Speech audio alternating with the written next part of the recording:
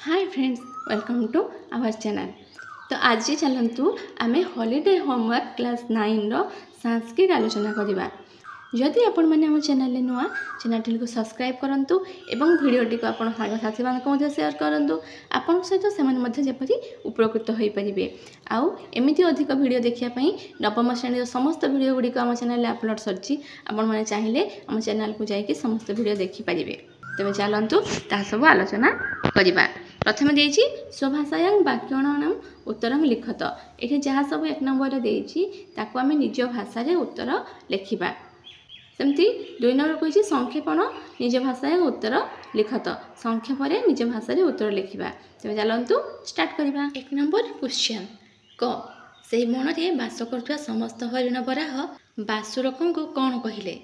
ସେହି ବଣରେ ବାସ କରୁଥିବା ସବୁ ହରିଣ ବରାହ ପ୍ରଭୃତି ମିଳିତ ହୋଇ ସିଂହ ପାଖରେ ଉପସ୍ଥିତ ହୋଇ କହିଲେ, ମହାଭାଗ, ନିତିଦିନ ଏତେ ଗୁଡ଼ିଏ ପଶୁ ବଧ କରି ଲାଭ କ'ଣ? ଯେହେତୁ ତୁମର ଗୋଟିଏ ପଶୁ ପାଇଲେ କାମ ଚଳିଯିବ, ଆଜିଠାରୁ ତୁମେ ଏଇଠି ବସି ରହିବ। ଜାତି କ୍ରମରେ ନିତିଦିନ ଗୋଟିଏ ଗୋଟିଏ ପଶୁ ତୁମ ଖାଇବା ଲାଗି ପାଖରେ ପହଞ୍ଚିବେ। ଏମିତି କରାଗଲେ ତୁମର ଜୀବନଯାତ୍ରା ବିନା କଷ୍ଟରେ ହୋଇଯିବ ଏବଂ ଆମ ପଶୁକୁଳର ସର୍ବନାଶ ହେବ ନାହିଁ। ଖ ଠେକୁଆ ବିଳମ୍ବର କାରଣ କ'ଣ କହିଲା? ଠେକୁଆ କହିଲା ଯେ ଆସୁଥିଲା ବେଳେ ଗୋଟିଏ ଭୟଙ୍କର ସିଂହ ବାଟରେ ଦେଖାହେଲା। ବାସୁରକଙ୍କୁ ଚୋର ବୋଲି କହିଲା। ତା ସାଙ୍ଗରେ 4ଟି ଠେକୁଆକୁ ସେ ଅଟକ ରଖି ବାସୁରକଙ୍କୁ ତା ସାଙ୍ଗରେ ଯିବା ପାଇଁ ଡକାଇଛି। ନେକ୍ସଟ, କୂଅକୁ ଦେଖି ଠେକୁଆ କ'ଣ ଚିନ୍ତା କଲା? କୂଅ ମଧ୍ୟରେ ନିଜର ପ୍ରତିଛବି ଦେଖି ଠେକୁଆ ଚିନ୍ତା କଲା ଯେ ସୁନ୍ଦର ଉପାୟଟିଏ ଅଛି। ମୁଁ ବାସୁରକଙ୍କୁ ରଗାଇ ନିଜ ବୁଦ୍ଧି ବଳରେ ଏହି କୂଅରେ ପକାଇଦେବି। ନେକ୍ସଟ, ସର୍ବବିଦ୍ୟାନାଙ୍କ କ୍ରମ। ବିନ୍ଦୁ ବିନ୍ଦୁ ହୋଇ ଜଳ ପଡ଼ିବା କ୍ରମରେ ମାଠିଆଟି ପୂର୍ଣ୍ଣ ହୋଇଥାଏ। ଏହିଭଳି କ୍ରମରେ ହିଁ ସମସ୍ତ ବିଦ୍ୟାମାନଙ୍କ ସିଦ୍ଧି ହୋଇଥାଏ ବା ଏଥିରେ ପୂର୍ଣ୍ଣତା ଆସିଥାଏ। ନେକ୍ସଟ, ମୂର୍ଖମାନଙ୍କୁ ଉପଦେଶ କାହାପରି ହୋଇଥାଏ ବା ସେମାନେ କ'ଣ କରନ୍ତି? ମୂର୍ଖମାନଙ୍କୁ ଉପଦେଶ ପ୍ରଦାନ କଲେ ସେମାନେ ଶାନ୍ତ ହେବା ପରିବର୍ତ୍ତେ କ୍ରୋଧାନ୍ୱିତ ହୋଇଥାନ୍ତି। ଠିକ୍ ଯେପରି ସର୍ପମାନଙ୍କୁ ସୁମିଷ୍ଟ ଦୁଗ୍ଧ ପାନ କରାଇଲେ କେବଳ ବିଷ ବୃଦ୍ଧିରେ ହିଁ ସହାୟକ ହୋଇଥାଏ। ଏବେ ସର୍ଟ କ୍ୱେଶ୍ଚିନ୍, ବାସୁରକ ନିତ୍ୟ କାନ୍ ବ୍ୟାପ୍ଦୟତି। ବାସୁରକ ପ୍ରତିଦିନ କେଉଁମାନଙ୍କୁ ହତ୍ୟା କରେ? ହରିଣ, ଶଶା ପ୍ରଭୃତିଙ୍କୁ ବା ମୃଗ ଶୋଷକ ଦିନକୁ। ଯେଉଁଟା ଚାହିଁବେ ପିଲାମାନେ ଗୋଟେ ଲେଖିବେ। ଖ ଶୋଷକ କୂପ ମଧ୍ୟରେ କିମ୍ ପଶ୍ୟତ୍। ଠେକୁଆ କୂଅ ଭିତରେ କ'ଣ ଦେଖିଲା? ପ୍ରତିବିମ୍ବ ଲେଖିପାରିବେ ବା ପ୍ରତିଛବି ବି ଲେଖିପାରିବେ, ପ୍ରତିବିମ୍ବ ବି ଲେଖିପାରିବେ। ସିଂହସ୍ୟ ନାମ କିମ୍ ଆସୀତ୍। ସିଂହର ନାମ କ'ଣ ଥିଲା? ନା ବାସୁରକ। ନାରିକେଳ ସମାକାରା କେ ଦୃଶ୍ୟନ୍। ତାର ଉତ୍ତର କ'ଣ? ସଜ୍ଜନମାନେ ନଡ଼ିଆ ସଦୃଶ ପ୍ରତୀୟମାନ ହୁଅନ୍ତି। ଭୁଜଗାନାଂ ପୟଃପାନଂ କେବଳଂ କିଂ ଭବତି। ସାପମାନଙ୍କୁ ଦୁଗ୍ଧ ପାନ କରାଇଲେ କେବଳ ବିଷ ବଢ଼ିବାରେ ସାହାଯ୍ୟ କରିଥାଏ। ଏହାପରେ କହିଛି ଶବ୍ଦ ରୂପାଣାଂ ଅଭ୍ୟାସଂ କରୁତ। ବାଳକ, ଦେଖନ୍ତୁ ପିଲାମାନେ, ଏଠି ସବୁ ବାଳକର ଏକବଚନ, ଦ୍ୱିବଚନ, ବହୁବଚନ ଦିଆଯାଇଛି। ୟାକୁ ତୁମେ ପଢ଼ା କରିବ। ତାପରେ ଅଛି କ'ଣ? ନା ଫଳ। ଏଠି ଦେଖ ଫଳ ଦିଆହେଇଛି। ସେମିତି ଆମେ ଯେମିତି ବାଳକ ଶବ୍ଦକୁ ପଢ଼ା କଲେ ଫଳ ଶବ୍ଦ ବି ମଧ୍ୟ କ'ଣ ହେବ? ସେଇଭଳି ସମାନ ହେବ। ତେଣୁ ପିଲାମାନେ ଏହାକୁ ଲେଖିକି ତୁମେ ପଢ଼ା କରିକି ମନେ ରଖିବା ପାଇଁ ଚେଷ୍ଟା କରିବ। ନେକ୍ସଟ ଆସୁଛି ଲତା। ଲତାର ମଧ୍ୟ ଦେଇ ଦିଆହେଇଛି। ତୁମେ ପଢ଼ା କରିପାରିବ ଯେମିତିକି ଲତା, ଲତେ, ଲତା, ଲତାମ୍, ଲତେ, ଲତା, ଲତାୟା, ଲତାଭ୍ୟାମ୍, ଲତାଭି, ଲତାୟେ, ଲତାଭ୍ୟାମ୍, ଲତାଭ୍ୟ, ଲତାୟା, ଲତାଭ୍ୟାମ୍, ଲତାଭ୍ୟ, ଲତାୟେ, ଲତାୟ, ଲତାନାମ୍, ଲତାୟାମ୍, ଲତୟ, ଲତାସୁ, ହେ ଲତେ, ହେ ଲତେ, ହେ ଲତା। ଏଇଟା ହେଉଛି ସମ୍ବୋଧନ। ଏଇଟା ପିଲାମାନେ ମନେ ରଖିପାରିବେ। ତାପରେ ଆସୁଛି କ'ଣ? ଆମର ମୁନି। ସେମିତି ମୁନିର ବି ସମସ୍ତ ବଚନ ଗୁଡ଼ିକୁ ମନେ ରଖିବା ପାଇଁ ପଡ଼ିବ। ତୁମେ ପିଲାମାନେ ଚାହିଁଲେ ସ୍କ୍ରିନଶଟ୍ ନେଇପାରିବ ବା ଖାତାକୁ ନିଜେ ଉଠେଇ ପାରିବ। ଉଠେଇକି ତାହାକୁ ମନେ ରଖିବ, କିନ୍ତୁ ତାକୁ ମନେ ରଖିବା ପାଇଁ ପଡ଼ିବ। ତାପରେ ଆସୁଛି ମତି। ଏଠି ହେଉଛି ମତିର ଦେଇ ଦିଆହେଇଛି। ତ ତାକୁ ମଧ୍ୟ ତୁମେ ସ୍କ୍ରିନଶଟ୍ ନେଇପାରିବ ବା ନିଜେ ଖାତାକୁ ଉଠେଇ ପାରିବ। ନେକ୍ସଟ, ଏଇଟା ହେଉଛି ଭାନୁ। ଯେମିତିକି ଏହାର ମଧ୍ୟ 3ଟା ବଚନ ଦିଆହେଇଛି। ଭାନୁ, ଭାନୁ, ଭାନବ, ଭାନୁମ୍, ଭାନୁ, ଭାନୁନ୍, ଭାନୁନା, ଭାନୁଭ୍ୟାମ୍, ଭାନୁଭି, ଭାନବେ, ଭାନୁଭ୍ୟମ୍, ଭାନୁଭ୍ୟ, ଭାନ, ଭାନୁଭ୍ୟାମ୍, ଭାନୁଭ୍ୟ, ଭାନ, ଭାନ, ଭାନୁନାମ୍, ଭାନଉ, ଭାନୁଷୁ। ତାପରେ ସମ୍ବୋଧନ ରହିଛି। सेमती आउ गोटे कौन रही धेनु ताको तुम लिखिदे पार। एबी आसुची देख आमर वर्ण नाम उच्चारण स्थान नाम अभ्यास कुरुत अर्थात आम जो ग्रामर जो वर्ण विषयटा रही तार समस्त अभ्यास कार्य गुड़ी करवा। प्रथम क्वेश्चन क वर्ग वर्णा के तो ये देख पिला माने आमर क ख ग घ ङ ए पाँचटा कौन रहा हलंद रही आसला च वर्ग वर्णा के ये कौटू स्टार्ट हम चोरु स्टार्ट हम के पर्यंत ना च छ ज झ न्य सबुथिरे हलंत रही। ट वर्ग वर्णा के टरु स्टार्ट हो ट ठ ड ढ मूर्धन त वर्ग वर्णा के सेमती त थ द ध दंतेन। 5 नंबर प वर्ग वर्णा के प फ ब भ म तापर आसला कौन ना के अंत स्तवर्णा ज र ळ ब के उष्ण वर्णा ये आम 3टा स रतालुस मूर्धनिश दंतेश आ सबुथिरे हलंत।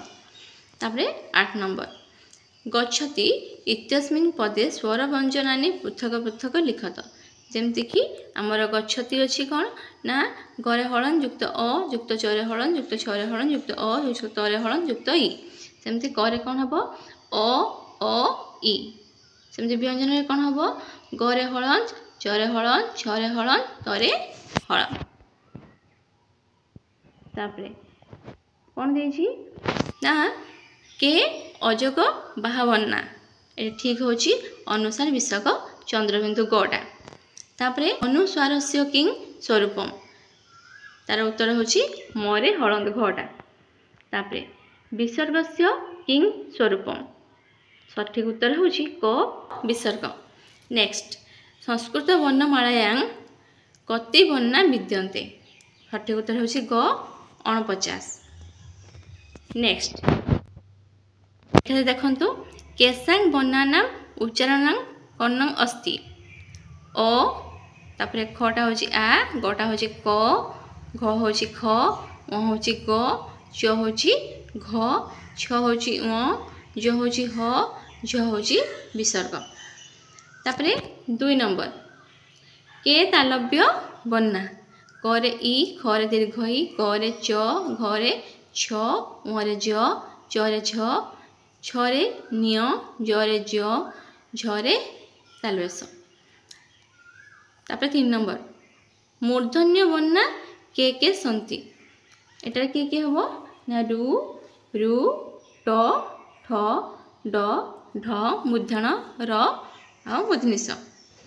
ये देखते पिला माने आमर ये देखते सब वर्ण गुड़ाक दिखाई कंठ तालव्य मूर्धन्य दंत्य अष्ट एगुड़ा को आम सब से केवल सजेक लिखुलु तो तुम्हें पाइले आप स्क्रीनशॉट नहीं पार आपको खाता लिखी पार जहाँद्वारा कि या परीक्षा आ समस्त आंसर गुड़ तुम पूरे दे पार दंत वर्णार लिखिपार अष्ट वर्णार लिखिपार ये पूरा पूरी सारणी दे तुम खाली उठे दे पार।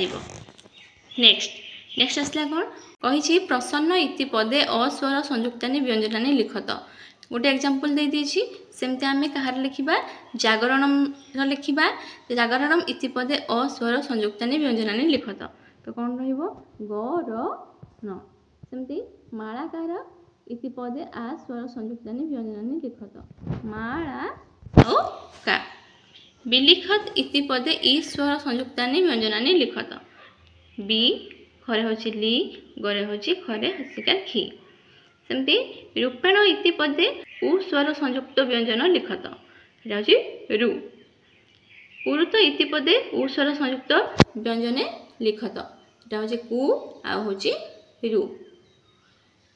तापरे सौभाग्यम इति पदे अयुक्त व्यंजन लिखत सौ। नेक्स्ट मते काम्य तिरत्र अयुक्त व्यंजन लिखत हूँ कही उति तिरत्र युक्त व्यंजन लिखत रु निम्नलिखित वर्णानां संयुक्त रूपम लिखत तो ये कही आपको जोड़ी जोटा आम संयुक्त रूप रोचे लिखा प्रथमटा हम व्याकरण तापरटा मित्र तापर समाचार तापरटा राष्ट्र तापरटा परिश्रम। नेक्स्ट कही प्रथम अनुच्छेद पठित्वा मातृभाषा अनुवाद लिखत प्रथम अनुच्छेद को पढ़ी कि मातृभाषा लेख तो ताको लिखा देख ताको मु लिखि देइछि पिलामान तुम चाहिए स्क्रीनशॉट नहीं ताको लिखि पारिबो। सेठारे एक क्लाउन अच्छी जहाँ तांको थट्टारे सब हसती थरे क्लाउन भावती समस्ते मोर थट्टारे प्रतिदिन हसती तथापि केही मते महान व्यक्ति बोली डाकती नहीं। बोध हुए वर्तमान आपण को कमांडर पदरे पहुँचवा पड़ो। क्लाउन राजा को कहला सार मु सेनार कमांडर पद चाहूँगी। राजा कहती ताहा हेउ। तापरे क्लाउन राजा को खंडा मागिला। थट्टारे राजा क्लाउन को एक लंबा खंडा दियंती। तापरे क्लाउन खुशी हुए से खंडा द्वारा चलती। राजा तांको पचारिले महान लोक मैंने कुआड़े जाउछंती। क्लाउन कहिसंती मु सेना जाउछि। भावुची भिडियोटी पिलामानंकु सहायक हम। भिडियो भल लगे लाइक शेयर करंतु। आम चैनल नुआ थिले सब्सक्राइब करंतु। एमिति अधिक भिडियो देखिबा पई आम चैनल को देखुथांतु एवं कमेंट करने को भूलंतु नहीं। Thank you.